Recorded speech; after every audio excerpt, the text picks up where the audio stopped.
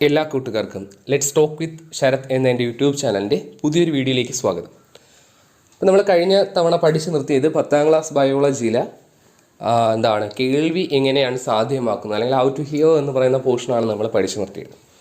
So here I am telling about the continuation of that topic.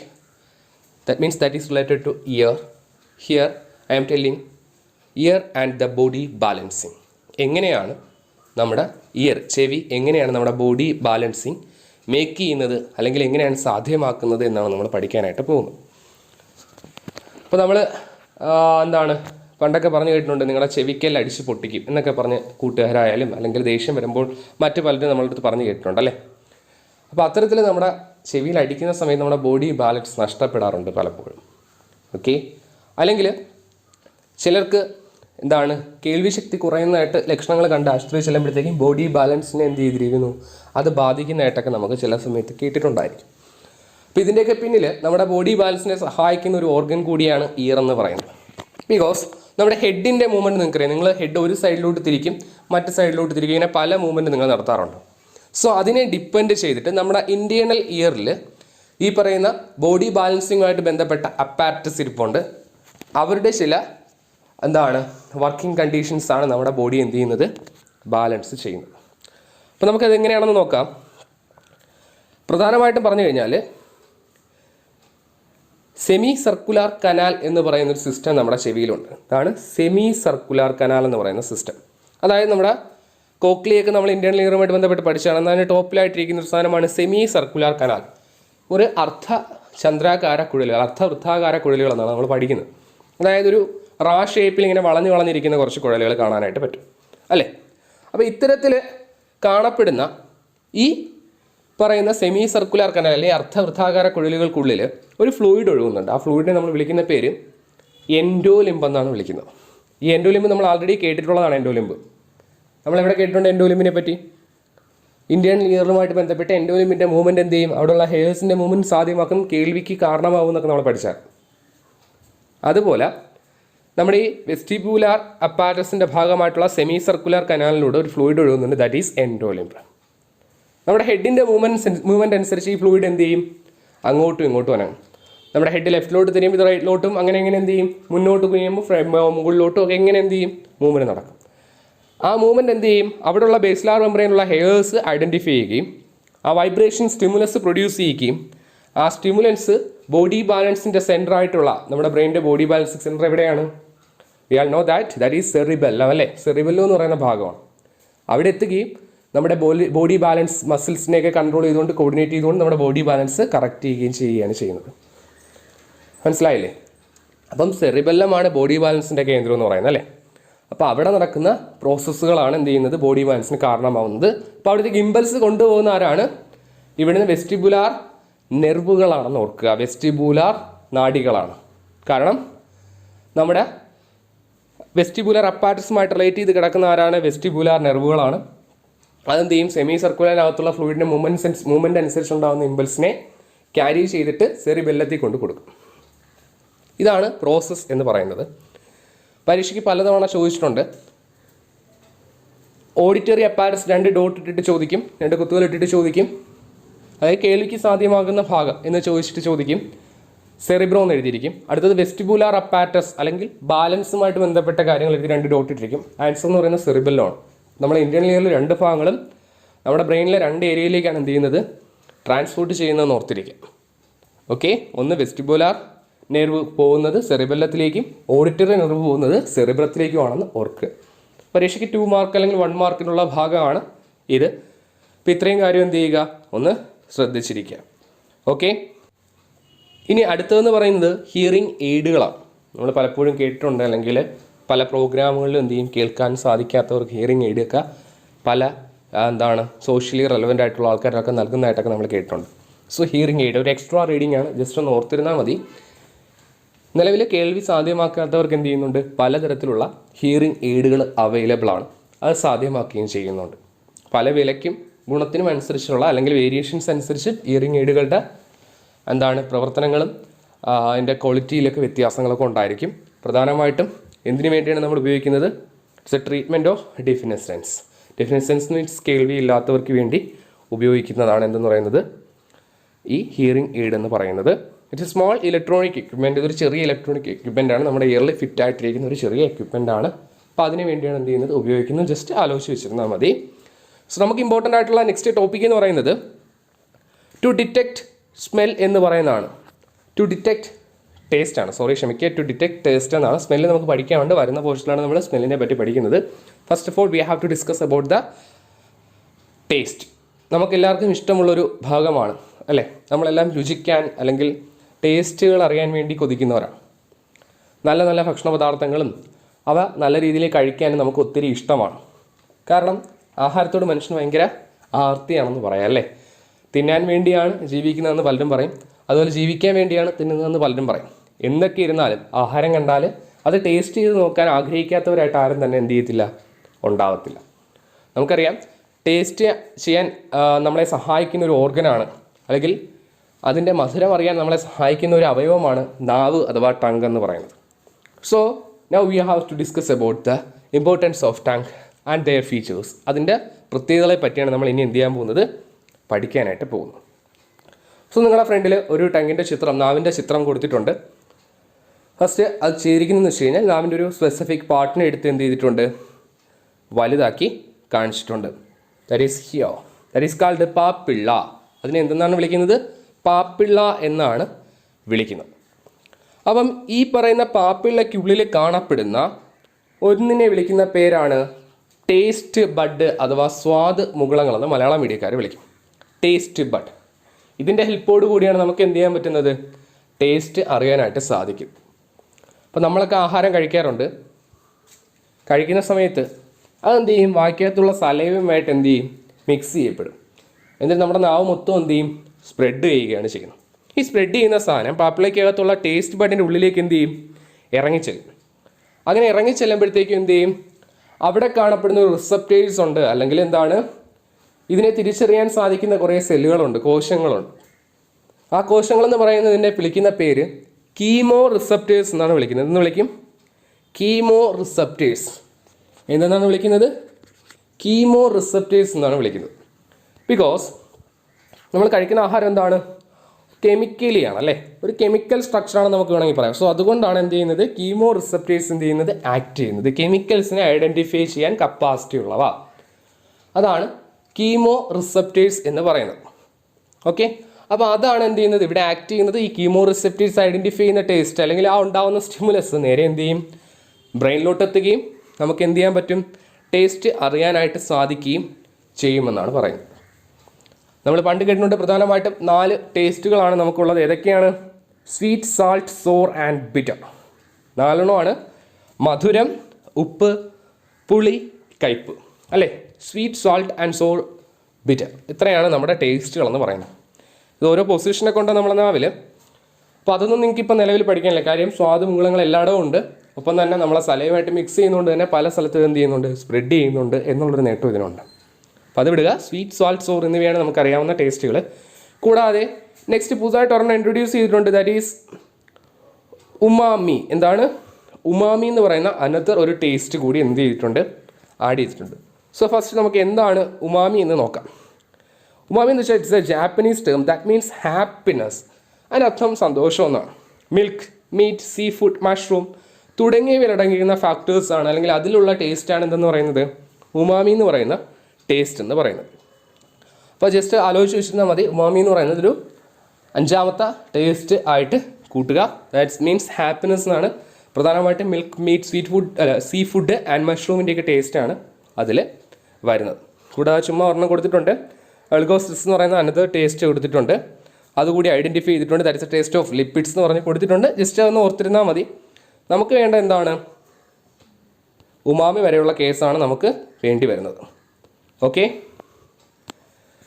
Next എന്ന് പറയുന്നത് നമുക്ക് അടുത്ത് നോക്കാം. ടേസ്റ്റ് എന്താണെന്ന് പഠിച്ചു, അതുമായിട്ട് ബന്ധപ്പെട്ട കാര്യങ്ങൾ നമ്മൾ ചർച്ച ചെയ്തു. And another one is smell. ഇത് ഏറ്റവും ഇമ്പോർട്ടൻ്റ് ആണ്. സ്മെല്ലെന്ന് പറയുന്നത് എങ്ങനെയാണ് നമുക്ക് നമ്മുടെ ചുറ്റുമുള്ള സുഗന്ധം അല്ലെങ്കിൽ ഗന്ധം മനസ്സിലാക്കാൻ സാധിക്കുന്നതെന്നാണ്. ഓക്കെ, എങ്ങനെയാണ് സ്മെല്ല് ഡിറ്റക്റ്റ് ചെയ്യുന്നതെന്നാണ് നമ്മൾ എന്ത് ചെയ്യാൻ പോകുന്നത്, പഠിക്കാനായിട്ട് പോകുന്നത്. സ്മെല്ല് എങ്ങനെ ഡിറ്റക്റ്റ് ചെയ്യും. നമുക്കറിയാം നമ്മൾ പോകുന്ന വഴിയിലുണ്ട പല ഗന്ധങ്ങളും അതെന്ത് ചെയ്യാം, ദുർഗന്ധമാവാം, നല്ല ഗന്ധമാവാം അല്ലേ. നല്ല ആരോമാറ്റിക് ആയിട്ടുള്ള പാർട്ടിക്കിൾസ് ഉണ്ട്, ഓഡലേഴ്സ് ആയിട്ടുള്ള അല്ലെങ്കിൽ സുഗന്ധം ഇല്ലാത്തവയുണ്ട്. ഇനി എന്താ പറയുന്നത്, വൃത്തികെട്ട സ്മെല്ലോട് കൂടിയവയുണ്ട്. അങ്ങനെ പലതരത്തിലുള്ള സ്മെല്ലുകളുണ്ട്. അപ്പോൾ ഇതെങ്ങനെയായിരിക്കും നമുക്ക് ഡിറ്റക്റ്റ് ചെയ്യാൻ പറ്റുന്നതെന്നാണ് നമ്മൾ ശ്രദ്ധിക്കാനായിട്ട് പോകുന്നത്. ഓക്കെ, നമുക്കറിയാം നമുക്ക് മണം പിടിക്കാനായിട്ട് സഹായിക്കുന്ന അല്ലെങ്കിൽ സ്മെല്ല് ഡിറ്റക്റ്റ് ചെയ്യാൻ സഹായിക്കുന്ന ഓർഗനാണ് എന്തെന്നറിയപ്പെടുന്നത്, ദാറ്റ് ഈസ് നോസ്, മൂക്കാണെന്ന് നമുക്കറിയാം. അപ്പം ഏതെങ്കിലും സ്മെല്ല് നമുക്ക് ഡിറ്റക്റ്റ് ചെയ്യണമെങ്കിൽ ആ സ്മെല്ല് പ്രൊഡ്യൂസ് ചെയ്യുന്ന വസ്തുക്കളെ നമ്മൾ വിളിക്കുന്ന പേര് ആരോമാറ്റിക് പാർട്ടിക്കിൾസ് എന്നാണ് വിളിക്കുന്നത്. എന്താണ് വിളിക്കുന്നത്, ആരോമാറ്റിക് പാർട്ടിക്കിൾസ് എന്നാണ് വിളിക്കുന്നത്. സ്മെല്ല് പ്രൊഡ്യൂസ് ചെയ്യുന്ന പാർട്ടിക്കിൾസിനെ നമ്മൾ വിളിക്കും ആരോമാറ്റിക് പാർട്ടിക്കിൾസ് എന്ന് വിളിക്കും. സോ സ്മെല്ല് ഡിറ്റക്റ്റ് ചെയ്യണമെങ്കിൽ the aromatic particle become reached inside the nasal cavity, അത് മൂക്കിൻ്റെ അകത്തേക്ക് അല്ലെങ്കിൽ നേസൽ ക്യാവിറ്റിയിലേക്ക്, നാസോഗേറത്തിൻ്റെ ഉള്ളിലേക്ക് എന്ത് ചെയ്യണം, എൻ്റർ ചെയ്തിരിക്കണം. സോ ഫസ്റ്റ് സ്റ്റെപ്പ് എന്താണ്, the aromatic particle reached inside the nasal cavity and mixed with the mucus. അത് എന്തുമായിട്ട് മിക്സ് ചെയ്യപ്പെടും, മ്യൂക്കസുമായിട്ട് മിക്സ് ചെയ്യപ്പെടും. എന്തുമായിട്ട് മിക്സ് ചെയ്യപ്പെടും, മ്യൂക്കസുമായിട്ട് എന്ത് ചെയ്യും, മിക്സ് ചെയ്യപ്പെടും. മ്യൂക്കസ് ഗ്ലാൻഡ് പ്രൊഡ്യൂസ് ചെയ്യുന്ന മ്യൂക്കസുമായിട്ട് മിക്സ് ചെയ്യപ്പെടും. ഓക്കെ, ശ്ലേഷ്മരസവുമായിട്ട് എന്ത് ചെയ്യും, അത് മിക്സ് ചെയ്യപ്പെടും. And there is A receptor that identify the smell identify ചെയ്യുന്ന റിസപ്റ്റേഴ്സ് അവിടെ എന്ത് ചെയ്യുന്നുണ്ട്, കാണപ്പെടുന്നുണ്ട്. That receptor is called olfactory receptors എന്ന് വിളിക്കും. olfactory receptors എന്നാണ് വിളിക്കുന്നത്. അപ്പോൾ ഓൾഫാക്ടറി ഗ്രാഹികളാണ് അവിടെ കാണപ്പെടുന്നത് അല്ലേ. അതായത് ഗന്ധം മനസ്സിലാക്കുന്ന ഓൾഫാക്ടറി റിസപ്റ്റേഴ്സ് അവിടെ കാണപ്പെടുന്നുണ്ട്. സോ ദാറ്റ് ബിക്കം ആക്ടിവേറ്റഡ്, അത് ആക്ടിവേറ്റ് ആവുന്നു. ആൻഡ് പ്രൊഡ്യൂസ് സർട്ടൻ ഇമ്പൾസ്, അതെന്ത് ചെയ്യുന്നു, ഇമ്പൾസ് പ്രൊഡ്യൂസ് ചെയ്യുന്നു, സ്റ്റിമുലസ് പ്രൊഡ്യൂസ് ചെയ്യുന്നു. That impulse carried by olfactory nerve, olfactory എന്ന് പറയുന്ന നാഡി തന്നെയാണ് എന്ത് ചെയ്യുന്നത്, അതിനെ ക്യാരി ചെയ്യുന്നത്. ആൻഡ് ടുവേഴ്സ് അവർ ബ്രെയിൻ, നമ്മുടെ ബ്രെയിനിലേക്ക് കൊണ്ടെത്തിക്കുന്നു. വി ക്യാൻ ഡിറ്റക്ട് സ്മെൽ, നമ്മൾ സ്മെൽ എന്ത് ചെയ്യുന്നു, ഡിറ്റക്ട് ചെയ്യുന്നു. അപ്പോൾ എങ്ങനെയാണ് പറയുന്നത്, an aromatic particle reached inside the nasal cavity, there is a receptor called, that is olfactory receptors that produce certain impulse that transmitted to the brain through olfactory nerve. We can detect smell. Once more, the aromatic particle reached inside the nasal cavity and mixed with the mucus solution, and there is a receptor called olfactory receptors that detect the smell and produce certain impulses that carried by olfactory nerve towards the brain. നമ്മുടെ ബ്രെയിനിലേക്ക് കൊണ്ടെത്തിക്കുന്നു. We can detect smell, നമുക്ക് smell എന്ത് ചെയ്യുന്നു, മനസ്സിലാവുന്നു. അപ്പം ഗന്ധമുള്ള വസ്തുക്കളുടെ particles നമ്മുടെ മൂക്കിലെത്തിയാൽ മാത്രമേ അതെന്ത് ചെയ്യുന്നു, ശ്രേഷ്ഠമായിട്ട് മിക്സ് ചെയ്യുന്നു. അതെന്ത് ചെയ്യുന്നു, ഓൾഫാക്ടറി കോശങ്ങൾ എന്ത് ചെയ്യുന്നു, മനസ്സിലാക്കുന്നു. അത് ഓൾഫാക്ടറി നാഡികൾ വഴി എന്ത് ചെയ്യുന്നു, നമ്മുടെ തലച്ചോറിലെത്തുന്നു. നമുക്ക് എന്ത് ചെയ്യാൻ പറ്റുന്നു, മണം അല്ലെങ്കിൽ ഗന്ധം മനസ്സിലാക്കാനായിട്ട് സാധിക്കുന്നു. ഇതാണ് ആ പാത്ത് വേ എന്ന് പറയുന്നത്. ഈ ഒരു പാത്ത് വേ ഓർഡറിന് പഠിച്ചു വെച്ചിരുന്നാൽ മതി, സിമ്പിളാണ്. പരീക്ഷയ്ക്ക് 2 മാർക്കിൻ്റെ ചോദ്യങ്ങൾ വരാൻ സാധ്യതയുള്ള ഒരു മേഖല കൂടിയാണ് ഇതെന്ന് പറയുന്നത്. ഓക്കെ, ഇത്രയും കാര്യങ്ങൾ മനസ്സിലായല്ലോ. So another sense organ, it is the largest sense organs, that means it is a skin. നമുക്കറിയാം സ്കിൻ എന്ന് പറയുന്ന ഒരു സെൻസ് ഓർഗൻ കൂടി നമുക്കുണ്ടല്ലേ. സ്കിൻ എന്ന് പറഞ്ഞാൽ നമുക്കറിയാം ദാറ്റ് ഡിറ്റക്ട് ടച്ച് അല്ലെങ്കിൽ ടച്ച് ചെയ്യുന്ന ആ എക്സ്പീരിയൻസ് മനസ്സിലാക്കി തരുന്ന ഒരു സെൻസ് ഓർഗൻ ആണെന്ന് പറയുന്നത് സ്കിൻ.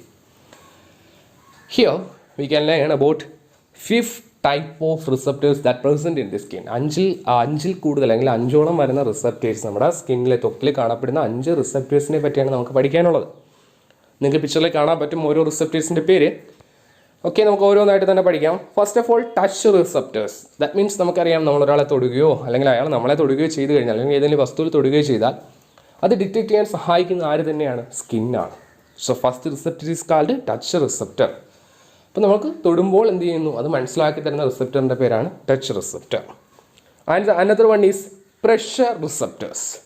അതായത് നമ്മുടെ അറ്റ്മോസ്ഫിയറുള്ള മർദ്ദ വ്യത്യാസങ്ങളെ, മർദ്ദം എന്ന് പറഞ്ഞാൽ പ്രഷർ, ആ പ്രഷർ വ്യത്യാസങ്ങൾ എന്ത് ചെയ്യുന്നു, മനസ്സിലാക്കി തരാൻ സഹായിക്കുന്നത് സ്കിന്നാണ്. ഉയരം കൂടിയ പ്രദേശത്തേക്ക് പോകുമ്പോഴും താഴ്ന്ന പ്രദേശത്തേക്ക് ഉണ്ടാകുന്ന മർദ്ദ വ്യത്യാസങ്ങളൊക്കെ നമുക്ക് മനസ്സിലാക്കി തരുന്നത് സ്കിന്നാണ്.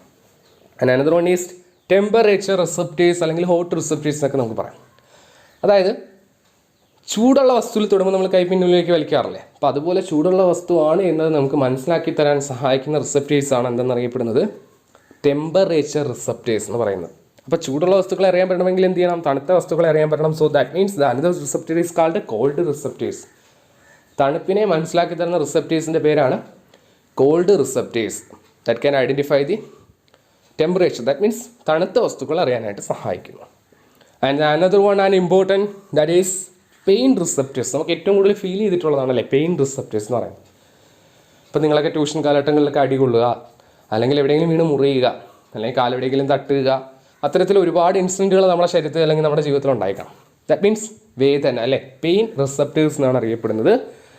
അതുകൂടി ഉണ്ട്. അങ്ങനെ totally 5 receptors are present in our skin. That is touch receptor, pressure receptor, temperature receptors, cold receptors and finally that is pain receptors. ഇങ്ങനെ 5 റിസപ്റ്റേഴ്സ് ആണ് നമ്മുടെ ബ്രെയിനിൽ എന്ത് ചെയ്യുന്നത്, നമ്മുടെ സ്കിൻ പാർട്ടിൽ എന്ത് ചെയ്യുന്നത്, കാണപ്പെടുന്നത്.